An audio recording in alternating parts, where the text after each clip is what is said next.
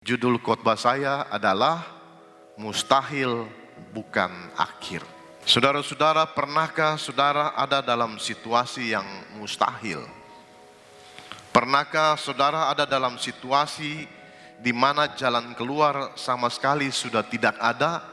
Pernahkah saudara ada dalam situasi di mana segala sesuatu di sekitar saudara nampaknya gelap, sangat menyengsarakan? Pernahkah saudara ada dalam situasi di mana segala sesuatu nampaknya ribet, sangat ruwet? Saudara-saudara, salah satu orang yang pernah ada dalam situasi yang demikian adalah Yunus. Dan celakanya, Yunus adalah seorang nabi Tuhan. Ada dalam situasi yang sangat mustahil. Dia ada dalam perut ikan, dan ikan ini bukan ikan di dalam sebuah tambak di darat, bukan ikan di dalam akuarium, melainkan ikan ini hidup di laut dalam, di samudra raya. Artinya jalan keluar bagi Yunus sudah tidak ada. Suasananya sangat gelap, tidak ada seorang pun yang bisa menolong. Bahkan keluarganya sendiri tidak tahu Yunus ada di mana. Istri dan anak-anaknya hanya tahu kalau Yunus sementara ada pelayanan. Tetapi ternyata dia ada di dasar lautan yang sangat dalam, di dalam perut seekor ikan yang besar. Saudara-saudara, dalam keadaan yang sulit seperti begini, orang harus membuat keputusan yang cepat tetapi juga tepat. Saya ulangi sekali lagi, saudara-saudara, dalam kondisi yang mustahil, yang sangat rumit seperti gini, seseorang harus membuat keputusan yang cepat namun harus tepat. Karena semakin lama saudara berpikir untuk mengambil keputusan, maka semakin cepat nyawa saudara melayang. Untung saja saudara-saudara, Yunus berpikir cepat dan mengambil keputusan yang tepat. Apa keputusannya? Dia memutuskan untuk berdoa di dalam perut ikan yang ada di dasar lautan yang sangat dalam. Jadi kalau saya mau beri judul doa Yunus ini, maka judulnya adalah berdoa di dalam kemustahilan. Pertanyaannya, apa isi doa Yunus? Secara khusus memang Yunus menyampaikan kepada Tuhan dalam doanya betapa ia sangat menderita dan sengsara di dalam perut ikan itu. Dan dia sadar bahwa sudah tidak ada lagi jalan keluar yang bisa membawanya kembali ke daratan. Dan Yunus sadar dalam hatinya, kalau semua kesengsaraan dan penderitaan di dalam perut ikan ini adalah karena dia melawan perintah Tuhan. Saya perlu sampaikan kepada saudara-saudara, hidup ini cuma sekali saja dan sangat singkat. Makanya hidup yang cuma sekali saja dan sangat singkat ini harus diisi dengan hal-hal yang menyenangkan. Kalau tidak mau menderita dan tidak mau sengsara dalam hidup yang cuma hanya beberapa waktu ini, kita harus hidup benar di hadapan Tuhan.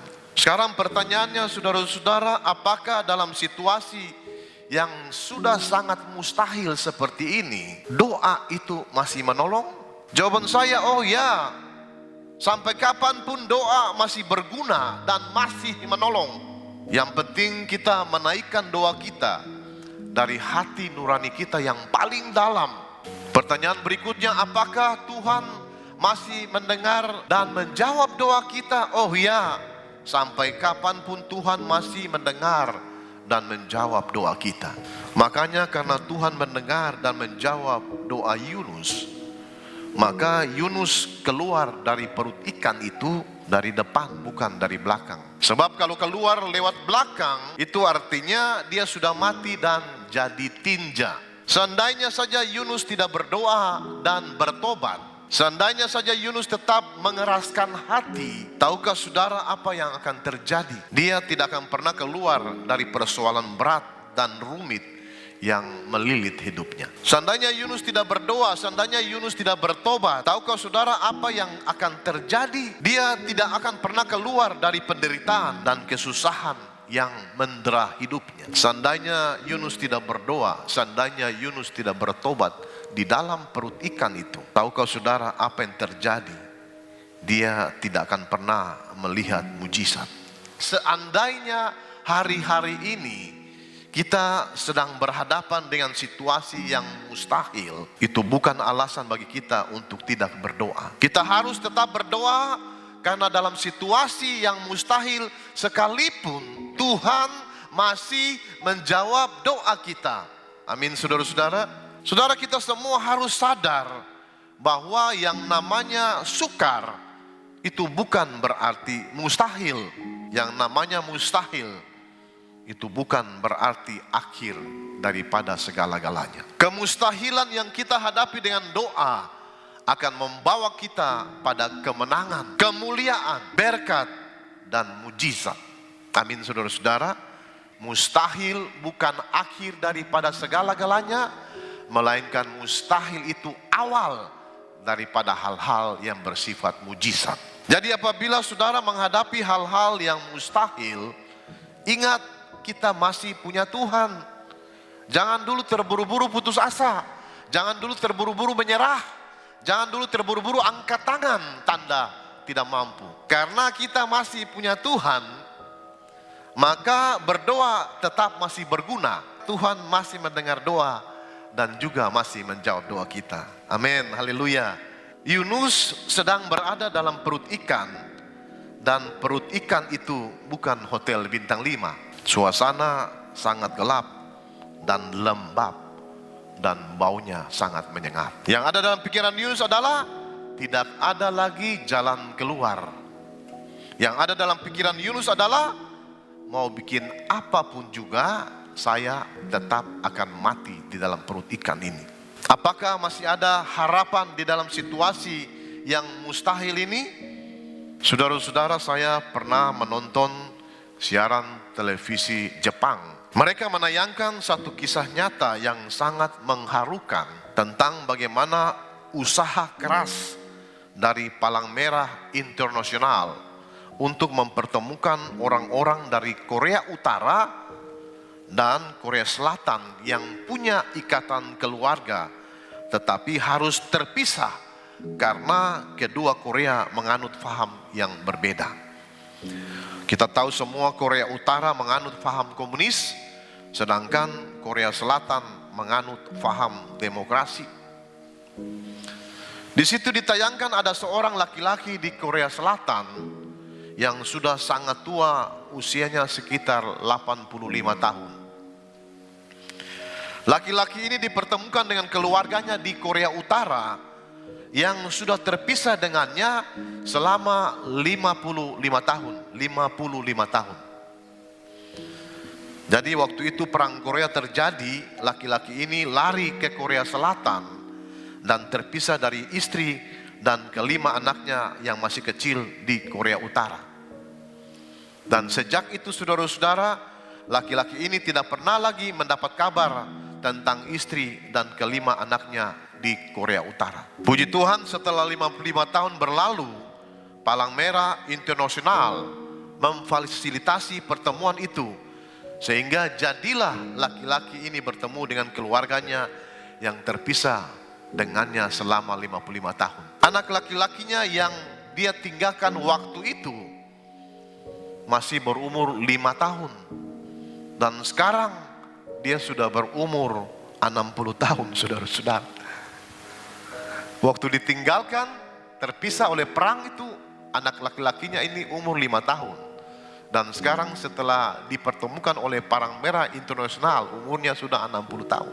Istrinya sudah lama meninggal. Jadi waktu ketemu anaknya, laki-laki ini menangis. Dia bahkan minta maaf dari anaknya ini karena meninggalkan mereka berlima hidup menderita dengan ibu mereka di Korea Utara yang komunis. Jadi waktu pertemuan itu memang sudah diatur cuma 3 hari saja.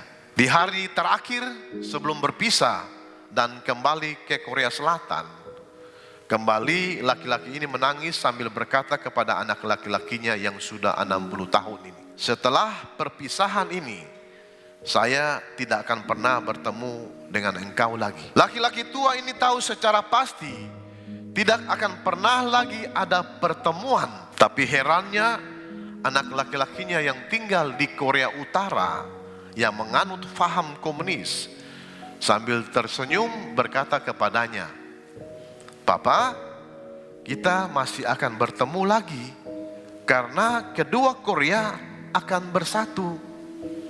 Dan di saat itulah kita tidak akan pernah berpisah lagi." Saudara, sampai di sini saya itu jadi heran. Herannya saya adalah karena Korea Selatan itu sangat hebat perkembangan kekristenannya. Dari gereja terbesar nomor 1 di dunia sampai gereja terbesar nomor 10 di dunia, semua ada di Korea Selatan. Perkembangan kekristenan di sana sangat luar biasa. Yang saya heran adalah laki-laki di Korea Selatan ini masih saja pesimis sekali. Sedangkan anaknya yang di Korea Utara, yang berhaluan komunis, yang tidak percaya adanya Tuhan, bahkan sangat optimis bahwa mereka masih bisa bertemu lagi pada satu waktu nanti. Yang Kristen pesimis masih bisa ketemu, yang komunis optimis masih bisa ketemu. Itu yang membuat saya heran, saudara-saudara. Itulah yang terjadi dengan orang-orang di gereja di abad ini. Kita percaya Tuhan, kita beribadah kepada Tuhan, tapi kita blank sama sekali siapa itu Tuhan. Mustahil bukan berarti kita sudah tidak perlu lagi berdoa. Mustahil bukan berarti sudah saatnya kita berhenti beriman kepada Tuhan. Mustahil bukan berarti saatnya kita angkat tangan dan menyerah. Mustahil seharusnya berarti kita harus berdoa lebih sungguh-sungguh lagi seperti Yunus berdoa di dalam perut ikan itu, di dasar samudar yang paling dalam. Mengapa? Karena kita masih punya Tuhan. Kalau kita masih punya Tuhan, mengapa kita berhenti berdoa? Sampai kapanpun kita akan berdoa, sampai pandemik ini selesai, saudara-saudara. Kita tidak akan berhenti berdoa sebelum virus ini enyah dari kota kita. Bahkan ketika semua orang berkata mustahil, bahkan ketika semua orang berkata tidak ada lagi jalan keluar, bahkan ketika hati kita di dalam diri kita sendiri berkata tidak mungkin lagi. Tetapi saudara, dalam situasi seperti itu, kita akan tetap angkat tangan kita menghadap langit. Kita akan tetap tutup mata kita. Kita akan tetap berdoa dan berharap Tuhan.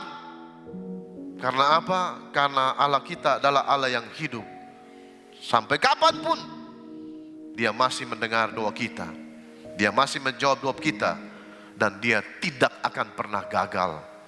Haleluya. Dengar baik-baik saudara. Yunus ada di dalam perut ikan. Dia sudah ada di situ. Dan ikan itu ada di dasar laut yang dalam, di samudera yang luas. Mustahil keluar dari situ. Sekalipun Yunus berhasil keluar dari perut ikan, tetapi untuk naik ke permukaan lautan yang sangat dalam, mungkin 200, 300, 1000 meter, dia tidak akan mampu, saudara-saudara. Kalaupun dia timbul di permukaan di atas, itu sudah meninggal. Tetapi saudara-saudara, sekalipun situasinya mustahil, Yunus masih berdoa juga. Kalau dalam situasi yang mustahil dia masih berdoa, saudara juga harus berdoa. Dan kita semua harus berdoa sampai kita keluar dari situasi yang sangat rumit. Mengapa dia masih mau saja berdoa? Karena dia masih bernafas. Selama saudara masih bernafas, saudara masih bisa berdoa. Dan selama saudara masih bernafas, saudara masih punya pengharapan. Jangan dulu menyerah. Selama saudara masih bernafas, selama itu pula saudara masih bisa menyampaikan permohonan saudara kepada Tuhan. Selama saudara masih bernafas, selama itu pula masih ada harapan untuk bertobat. Selama saudara masih bernafas, selama itu pula masih ada harapan untuk keluar dari kemelut hidup yang membelit saudara. Sekalipun situasi begitu sangat menekan kita, selama kita masih bisa berdoa kepada Tuhan, di situ kita akan melihat jalan keluar yang luar biasa. Yang setuju katakan amin. Saudara, Yunus berdoa di dalam perut ikan. Dia bukan berdoa di meja kerjanya yang mewah di kantor. Bersyukurlah Anda yang masih diberikan kesempatan oleh Tuhan untuk berdoa dari balik meja kerjamu di kantor yang nyaman. Yunus bukan berdoa di altar gereja, tapi Yunus berdoa dari dalam perut ikan. Dan suasananya sangat tidak nyaman, saudara-saudara. Dan di dalam doanya Yunus berkata kepada Tuhan, dalam kesusahanku aku berseru kepada Tuhan dan Ia menjawab aku. Haleluya. Terjemahan aslinya bunyinya seperti gini. Dalam kemustahilan aku berseru kepada Tuhan dan Ia menjawab aku. Ingat, dalam situasi yang mustahil sekalipun Tuhan memberikan engkau kesempatan untuk berseru kepadanya, dan ambil kesempatan itu, jangan disia-siakan. Artinya apa, saudara-saudara? Artinya di saat aku merasa tidak ada lagi jalan keluar, di saat aku merasa sudah tidak mungkin lagi untuk usaha apapun di kota ini, tetapi aku mendengar suara Tuhan yang berkata, aku masih mendengar doa dan aku masih bisa menolong engkau. Saya mau tanya saudara, situasi sulit apa yang tidak bisa diselesaikan oleh Tuhan? Tidak ada. Kalau memang tidak ada, mengapa saudara tidak berdoa? Justru yang terjadi saudara takut dan cemas. Saudara, saya punya pertanyaan buat saudara-saudara semua. Kalau saudara berada dalam situasi yang ribet, ruwet, rumit dan mustahil, suara apa yang saudara dengar? Suara Tuhankah? Atau suara hantukah? Ataukah dalam situasi yang seperti begini kita masih bisa mendengar suara Tuhan yang berkata, sabar saja, melalui situasi yang buruk ini aku Tuhan akan membuat segalanya menjadi indah. Saudara masih mendengar suara itu? Ataukah saudara mendengar suara setan? Tuhan Allahmu akan membuka tingkap-tingkap langit di atas dan mencurahkan berkat-Nya yang berkelimpahan ke dalam rumah tanggamu. Mengapa saudara harus takut kekurangan? Saudara, dari dalam perut ikan di dasar samudera yang sangat dalam, Yunus berdoa, dan dalam doanya dia katakan kepada Tuhan begini, dalam kesusahanku aku berseru kepada Tuhan dan Ia menjawab aku.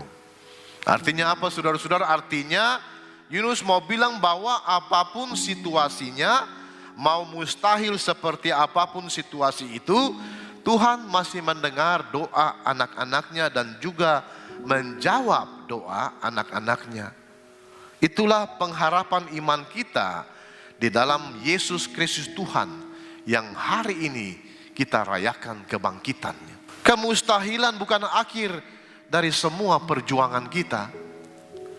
Yunus menyebut situasi yang sedang dia hadapi seperti situasi di dunia orang mati. Saudara, saya bisa bayangkan di dalam perut ikan itu dia merasa sesak nafas. Apalagi orang yang fobia kegelapan, itu sangat menderita. Karena suasananya sangat gelap, seperti sudah tidak ada lagi harapan untuk hidup dan berbuat sesuatu. Tapi dalam situasi yang sangat rumit itu, Yunus masih berkata, tetapi Tuhan menjawab aku. Tuhan memberiku semangat. Tuhan mendengarkan seruanku. Di dalam ayat 3 dan 4 dikatakan, telah kau lemparkan aku ke tempat yang dalam. Dia mengerti bahwa semua ini karena kesalahannya. Ke pusat lautan, lalu aku terangkum oleh arus air. Segala gelora dan gelombangmu melingkupi aku.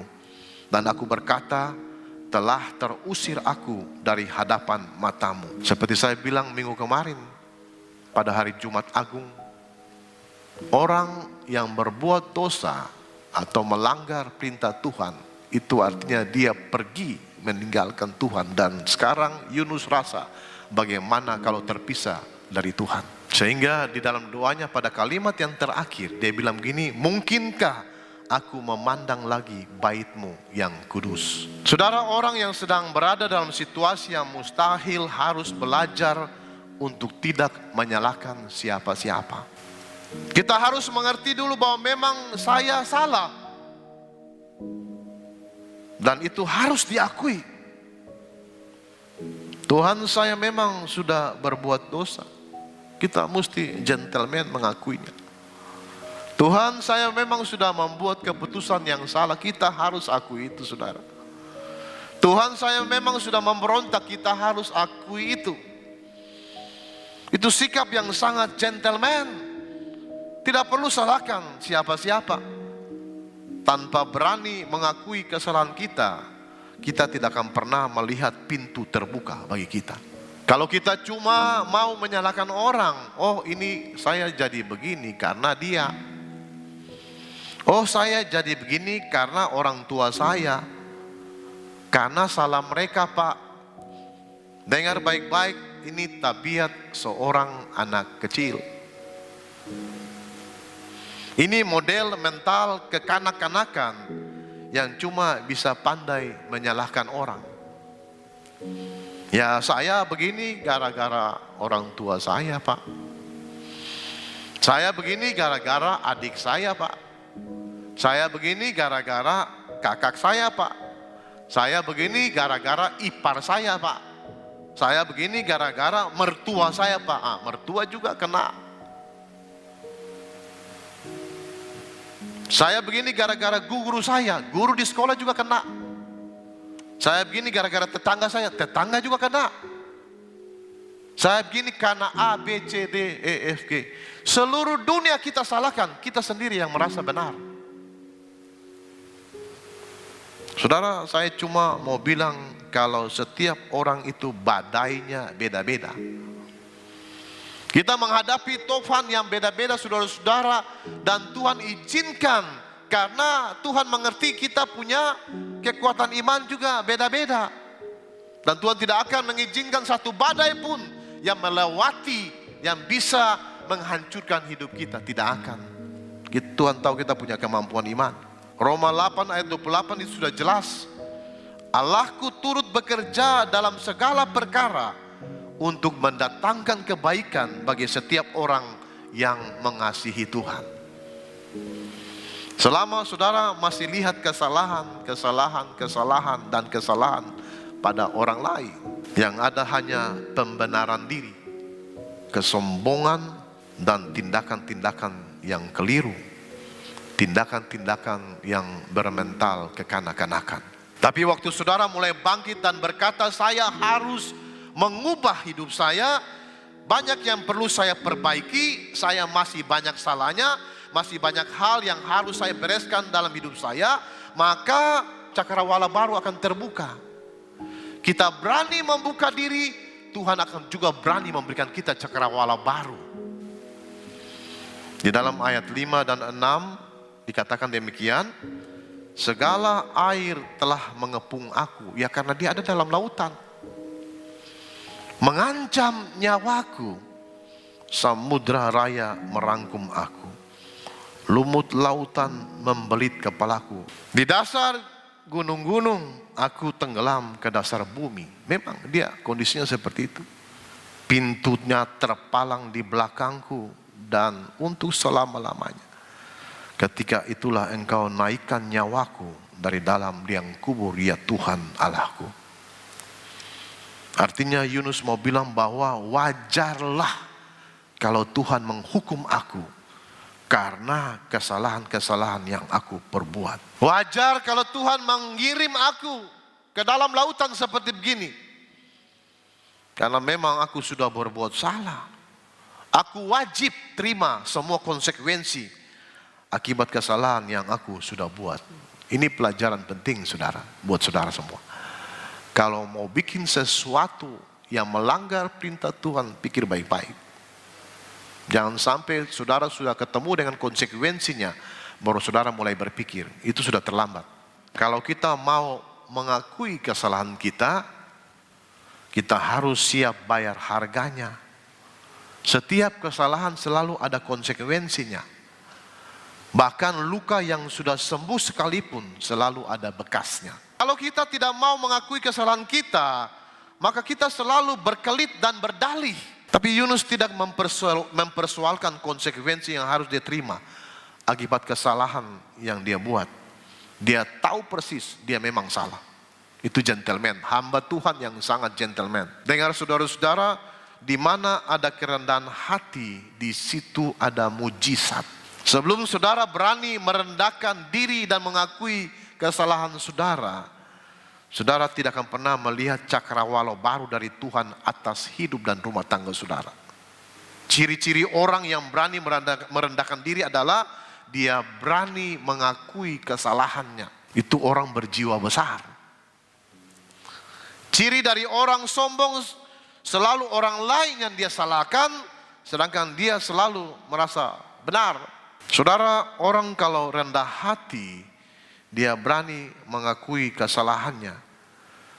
Kalau dia berani mengakui kesalahannya, maka dia siap membayar harganya. Terima konsekuensi. Orang seperti begini akan diangkat Tuhan tinggi-tinggi. Dan Tuhan akan menyatakan kemuliaannya dalam hidup orang ini dan rumah tangganya. Amin, saudara-saudara. Ayat 7-9 berbunyi demikian. Ketika jiwaku letih lesu di dalam aku, teringatlah aku kepada Tuhan, dan sampailah doaku kepadamu ke dalam bait-Mu yang kudus. Mereka yang berpegang teguh pada berhala kesia-siaan, merekalah yang meninggalkan Dia yang mengasihi mereka dengan setia. Tetapi aku dengan ucapan syukur akan kupersembahkan korban kepadamu. Apa yang kunazarkan akan kubayar. Keselamatan adalah dari Tuhan. Perhatikan ayat 10 ini paling penting. Setelah dia menyelesaikan semuanya di bagian atas, lalu ayat 10 berkata, lalu berfirmanlah Tuhan kepada ikan itu, dan ikan itu pun memuntahkan Yunus ke darat. Saudara, dalam konteks tertentu, binatang lebih taat kepada Tuhan daripada manusia. Tuhan berfirman, Tuhan perintahkan ikan, muntahkan orang yang ada dalam perutmu. Dia langsung muntah, saudara-saudara. Saudara, Yunus ada dalam masalah yang sangat rumit.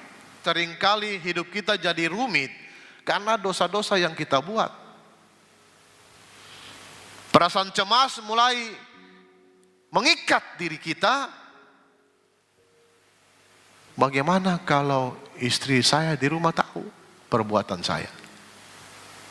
Kita dikejar-kejar dosa yang kita ciptakan sendiri. Bagaimana kalau anak-anak tahu perbuatan saya? Bagaimana kalau orang-orang di gereja tahu perbuatan saya? Kita hidup dalam ketakutan dan kecemasan. Dosa mengejar kita.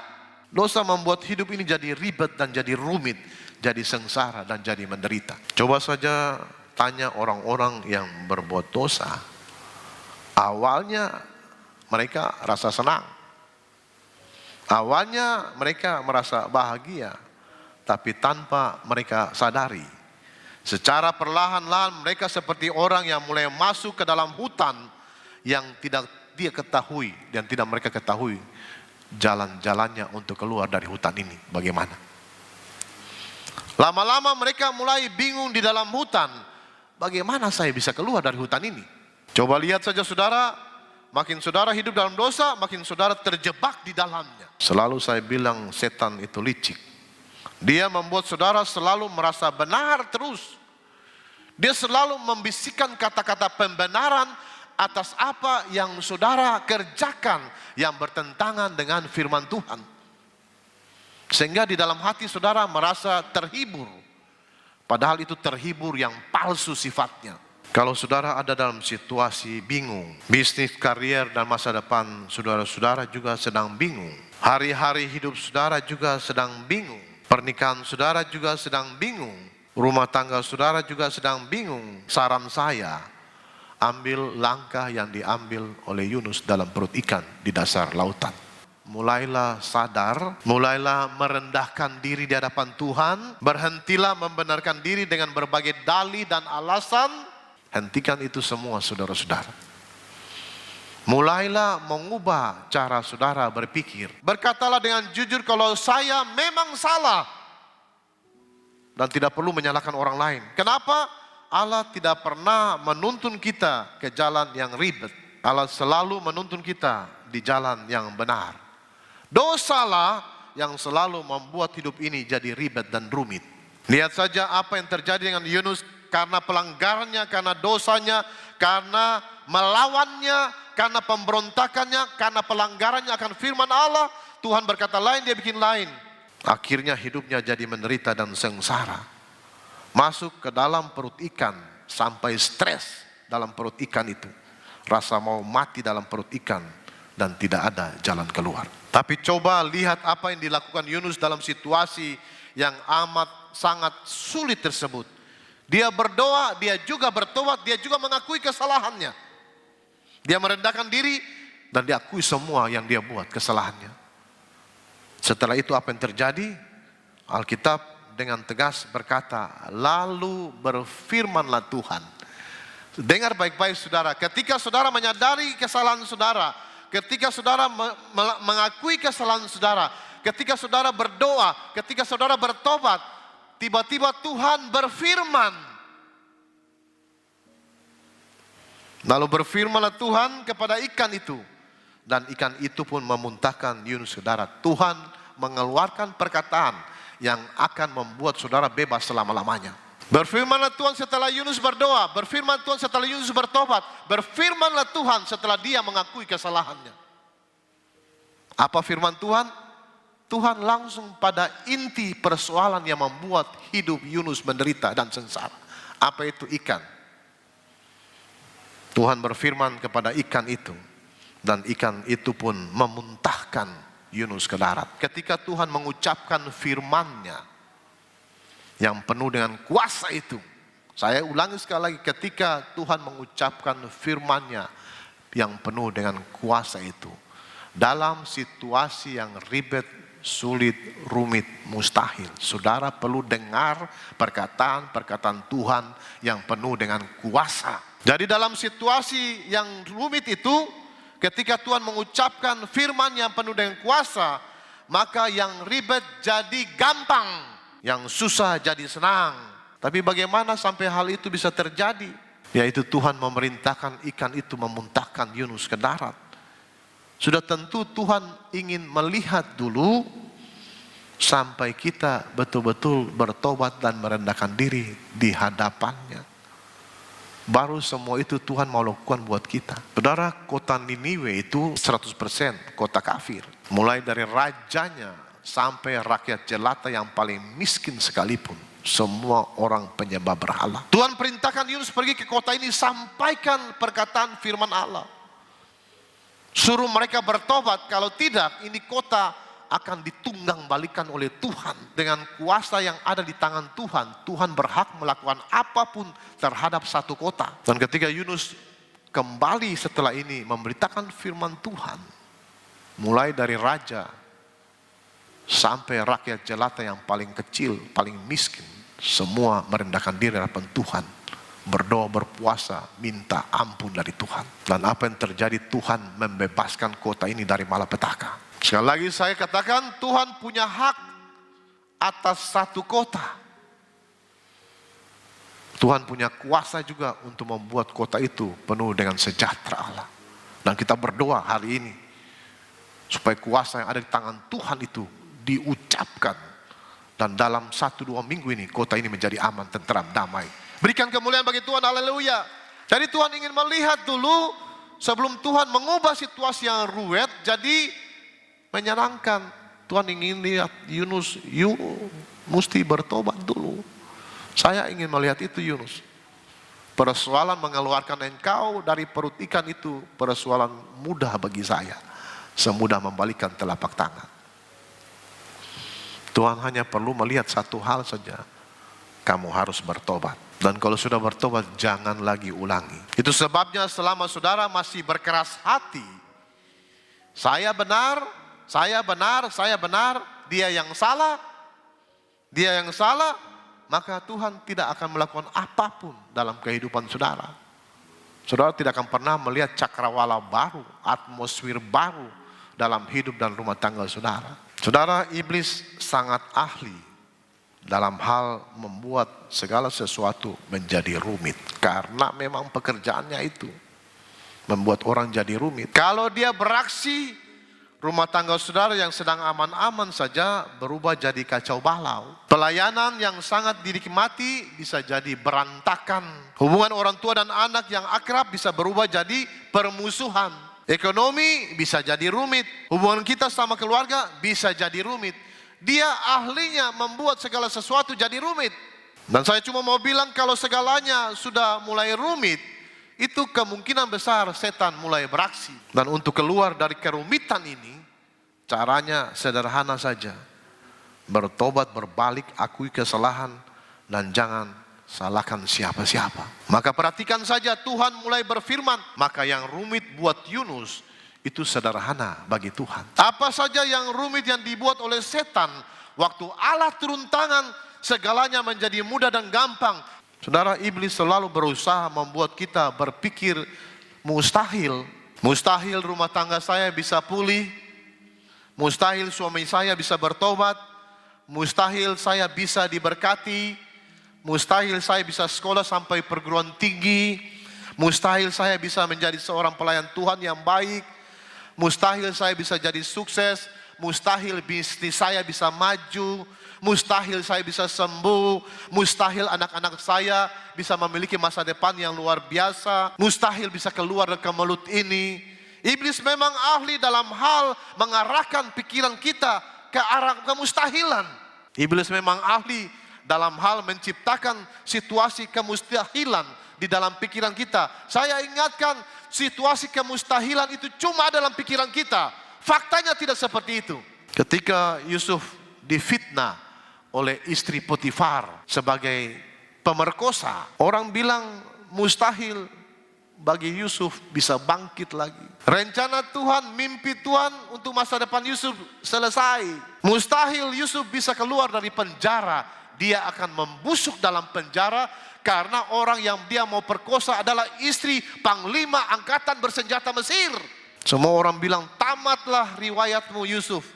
Semua orang bilang, kamu akan membusuk dalam penjara Yusuf. Waktu Daniel di dalam gua singa, orang juga bilang mustahil dia bisa keluar dari gua itu dalam keadaan hidup. Yang orang tahu besok pagi kami akan mengeluarkan tulang-tulang Daniel dari gua itu. Waktu Sadrak, Mesak, Abednego dibuang ke dalam perapian yang menyala-nyala, orang juga bilang mustahil mereka bisa hidup di dalam api. Itu mustahil. Ketika Paulus dan Silas di dalam penjara, orang bilang mustahil mereka berdua bisa keluar dari sana. Iblis memang ahli di dalam menciptakan kemustahilan di dalam pikiran kita. Jadi jangan kaget kalau saudara mulai berpikir, waduh, kayaknya keadaan keuangan saya mulai mustahil nih. Itu permainan lama setan. Saudara jangan terjebak di dalam permainan setan. Itu lagu lama setan. Dia tidak punya lagu baru. Ada orang juga yang berkata, Pak, dulu saya pakai jimat. Kayaknya saya sudah kena kutuk nih.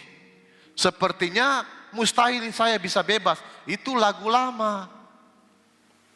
Kalau suara seperti ini muncul dalam pikiran saudara, katakan, dengar setan, firman Tuhan dengan tegas berkata, barang siapa yang ada dalam Kristus Yesus, ia adalah ciptaan yang baru, yang lama sudah berlalu, sesungguhnya yang baru sudah datang. Berikan kemuliaan bagi Tuhan.